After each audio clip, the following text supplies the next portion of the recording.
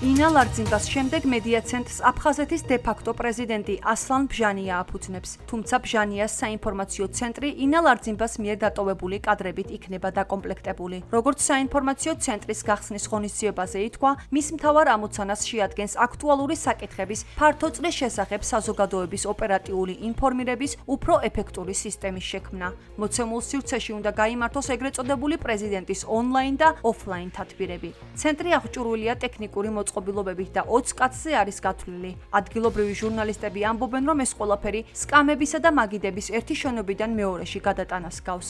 აღნიშნულ საკითხს აფხაზეთის ავტონომიური რესპუბლიკის საინფორმაციო ანალიტიკური ცენტრის დირექტორი ეკა წივწივაძე ეხმაურება და აღნიშნავს, რომ ოკუპირებულ აფხაზეთში მედია ცენტრის ფორმალური რეორგანიზაციის შედეგად არაფერი იცვლება. ის კვლავინდებურად რუსული პროპაგანდის გავრცელებასა და დე-ფაქტო ხელისუფლების პერსონების გაპიარებას ემსახურება. ძალიან ბევრი კითხვა ისმებოდა ოკუპირებულ აფხაზეთში რა ფორმით გააგრძელებდა მედია ცენტრი მუშაობას და პასუხმაც არ დააყოვნა.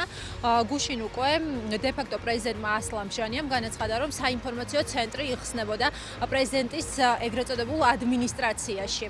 და ეს საინფორმაციო ცენტრი მთლიანად დაკომპლექტდა იმ ადამიანებით, ვინც სულ ცოტა ხნის წინ ინალ არძიმბას ემსახურებოდნენ.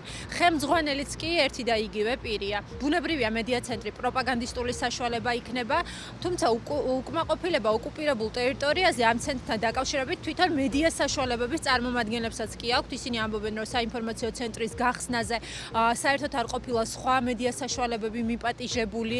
ამბობენ, რომ ახალ მედია ცენტრში ერთი სიტყვა კი არ არის დაწერილი აფხაზურ ენაზე. წუხან იმაზე, რომ ეს ცენტრი ერთგვარად დაბლოკავს სხვა ჟურნალისტებს და არ მისცემს მუშაობის საშუალებას და ამ მედია ცენტრით მოხდება იმ ინფორმაციის გაჟღერება, რომელიც აწყობს დე-ფაქტო ხელისუფლებას.